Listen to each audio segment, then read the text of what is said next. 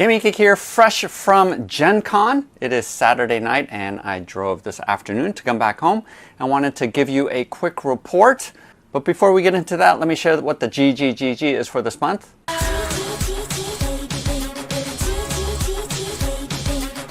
Every month, Bob the Beholder picks some of my Patreon supporters to receive gratitude gifts. And for this month of September of 2021, one of the gratitude gifts is an LK5 longer FDM printer. If you want to see that video, go ahead and click here.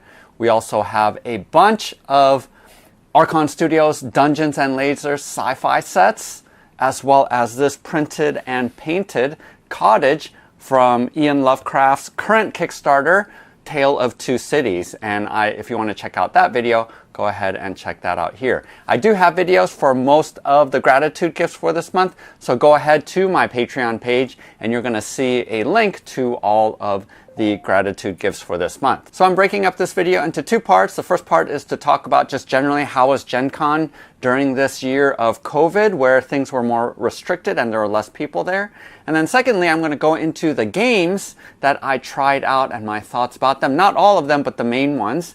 And also the items that I bought. And as you can see here, I showed an unusual amount of restraint and really didn't buy too much. Just this game, book, some dice, this t-shirt, and that's about it. But I do have some news to share, so you can use the timestamps below if you want to skip. So I really debated whether or not I was going to skip this year again and just wait until 2022 to go to Gen Con, because I knew that there was going to be less people, less vendors, that there was masking and all kinds of stuff that was going to restrict how many people were going to be able to go. But I am glad that I went, because in actuality, even though it felt like there was only half the number of people that were present and about 2/3 the number of vendors in the exhibit hall, it actually felt more manageable this time. It still felt like Gen Con. There was still a lot of the stuff that I was used to. You had the food trucks outside that you could grab food. There was events that was still really hard to get into because they sold out so quickly. But overall, just walking around the exhibit hall, you could just tell that there was just a lot more space. I wasn't bumping into tons of people trying to get to places. I wasn't standing in line for demos for games. And so in many ways, this year felt a little bit nicer in the sense that it was more chill, more relaxed. There weren't hordes of people everywhere. And in that sense, for me, who's a little bit more on the introverted side, it felt less stressful. Even though I sort of like the hustle and bustle of how many people. I think 2 years ago there was close to 70,000 people that went. And we don't have the final numbers for this year yet, but I think I was talking to one of the registrars and they said it was more around 40,000 or so. So it just felt like it did feel very different from previous years. But there was still a lot of the fun of just running into people and saying hi and getting to know people. I had a great discussion with Jeremy Howard. That was really cool. And we talked about dungeon crawlers. And so it still had the most important parts of what makes Gen Con fun, and that is you have a ton of gamers all in the same place being passionate about the stuff that we are passionate about. So that is always a fun thing to have. But I will say that the downside was, by not having as many vendors there, I probably could have left Friday night. I got there when the doors opened on Thursday morning. I drove really early from St. Louis, a 3.5-hour drive to Indianapolis, and got there at 10 o'clock when the doors opened.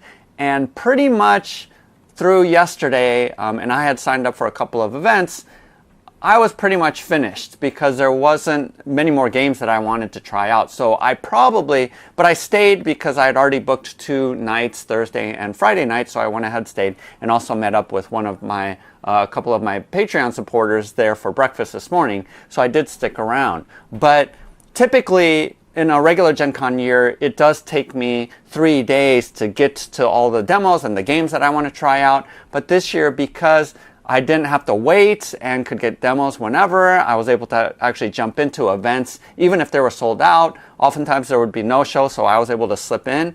So in many ways, I was able to be more efficient with my time. And typically, I do Gen Con, Thursday through Saturday, and don't stay for Sunday. So this year, it felt like I was done a day earlier. So take that for what it is, but probably in next year's Gen Con, I will stay for the first full 3 days, and it will probably take that time. Let's go ahead and move on to the games that I tried out. So I did go to the Mantic booth, and I did have a demo game of Armada, which is their ship game.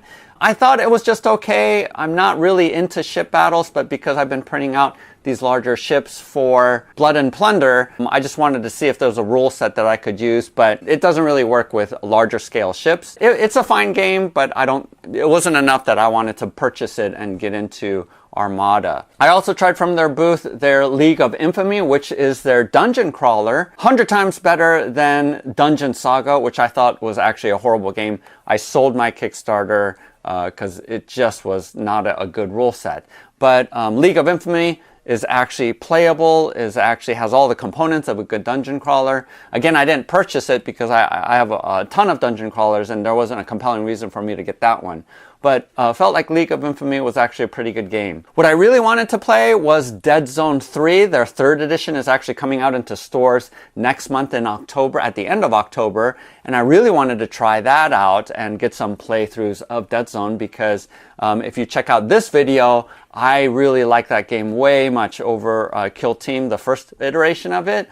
And I knew that Deadzone 3 was coming out and was looking forward to that. They didn't have any demos for Deadzone 3. They didn't have the 3rd edition there, which was disappointing. But I did reach out to them with the possibility of doing an updated video of comparing Deadzone 3 with Kill Team 2.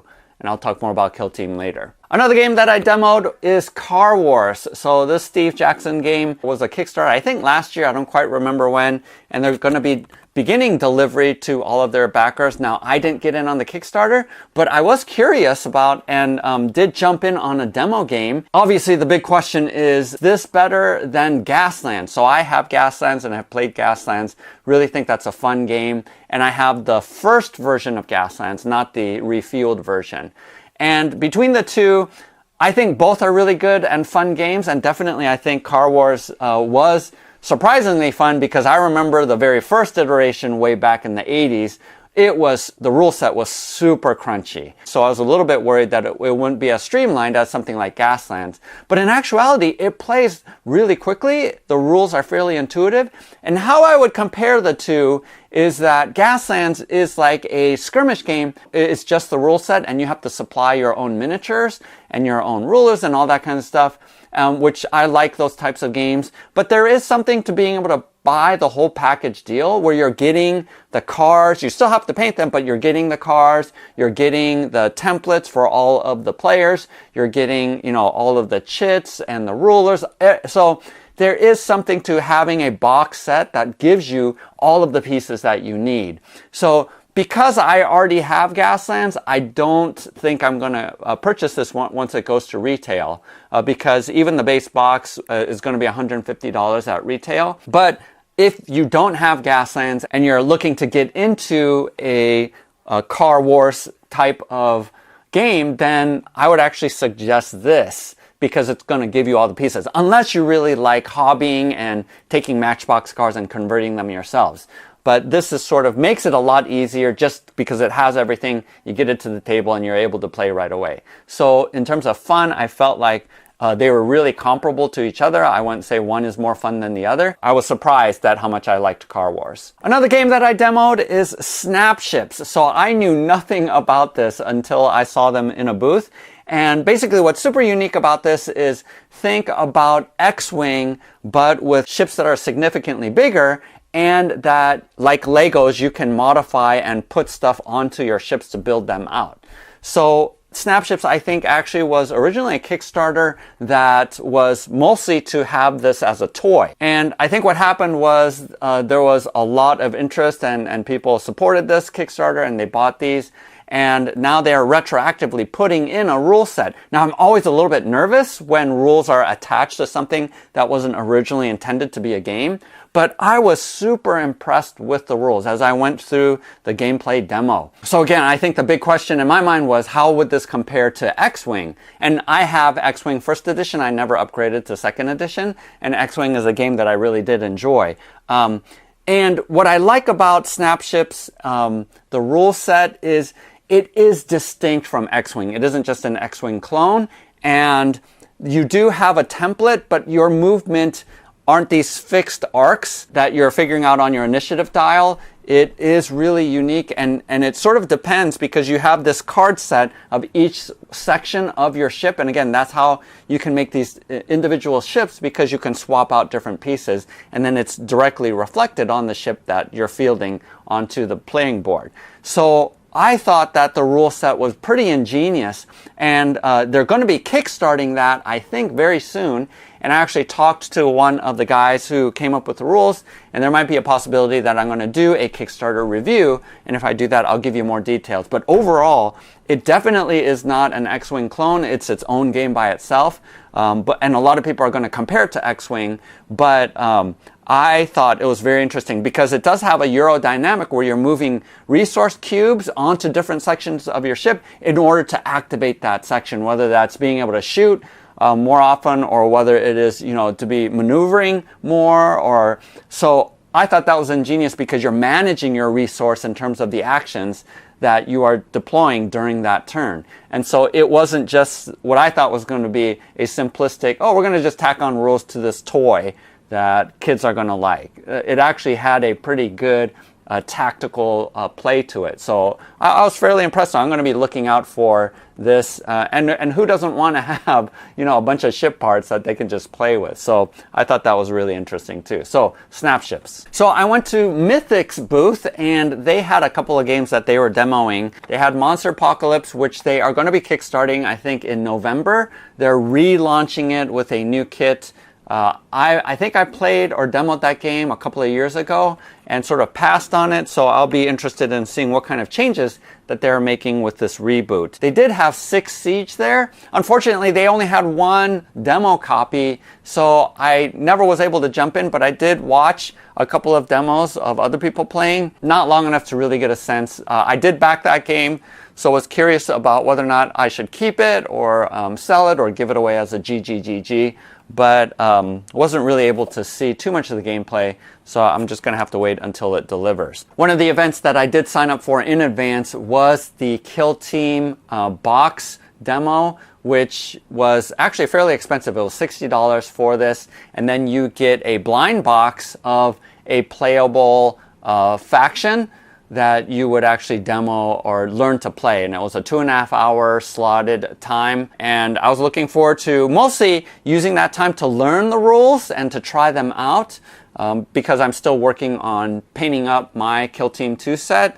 But unfortunately, I got the Space Marines, probably the set that I least wanted to get. And I tried to trade with other people there, but no one wanted the Space Marines. So I already have Blood Angels that I painted up from the first box set for Kill Team 1. So I will probably add this to the GGGGs since I really don't need more Space Marines. These are intercessors.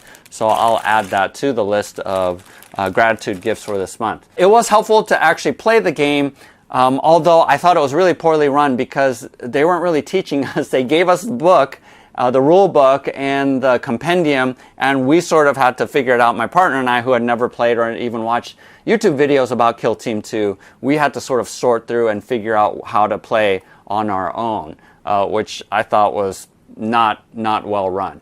But we were able to sort it out and at least get the basic mechanics. And after that first playthrough, I want to say it is a 100% improvement over Kill Team 1. It is much more simplified by having the you go, I go mechanic rather than, everyone moves and then everyone has a shooting action and all that kinds of stuff. It was just too complicated. They got rid of the wound rolls and all that kind of stuff. They added more hit points to each of the units so that you feel like you're actually doing something rather than whiffing most of the time. So definitely an improvement. So I still have to have some more playthroughs before I can judge whether or not it's better than some of the other games like Star Breach, Deadzone, one-page rules, and so those comparisons are still going to be coming. But at least initially, as I played, I was like, oh, this game is way faster, way easier to deal with. I'm glad that they made all of those improvements. So more on that later. Now, one of the things that I went to last night was the Games Workshop preview where they sort of share about upcoming things. And one of the big things that they shared there was they are coming out with a starter box set that is identical to Octarius, except without the larger pieces of terrain. So you're still going to get both the Deathcore Krieg as well as the Orc Commandos and some of the scatter terrain that's in the box set. You're going to have a smaller version of the rules as well as the Octarius book. So basically everything except for the larger terrain, and the guy there said it was going to be about $100. So almost half the price. So if you missed out on Octarius, although I still think you can find it in stores, in some stores, but if you missed out on that, I'm glad that they're coming out with a starter box set, because if I knew that was coming out, I would have rather saved $100 and just grabbed that one. So you're still going to be able to get those, as well as they're going to have individual packs of Death Krieg as well as the Orc Commandos. So you're going to be able to mix and match. Now, the other news that I heard is that each quarter they're going to be releasing a box set for Kill Team 2 that is focusing in on different factions. And I thought originally that they were going to release individual boxes like they did for the original Kill Team. They had just individual boxes. I picked up the Orcs, I picked up the Space Marines, I got the box set for the Gene Stealers. That's what I thought they were going to do with these upcoming releases for Kill Team 2. But no, they're actually releasing equal starter boxes like they did for Octarius. So the next one that's coming out fairly soon is going to be the Sisters of Battle versus the Tau, which I totally love that, because those are two armies that I really, really want. And all of them are individual sculpts and are very unique, and they showed some of that on screen and I was able to see that. So I thought that was really interesting, especially since I want both the Sisters and Tau, because I don't have any Tau right now. Honestly, the booth that I stayed at the longest this year was with Malifaux. I'd always heard about Malifaux, and in fact, a number of years ago, I did try and demo the game Malifaux.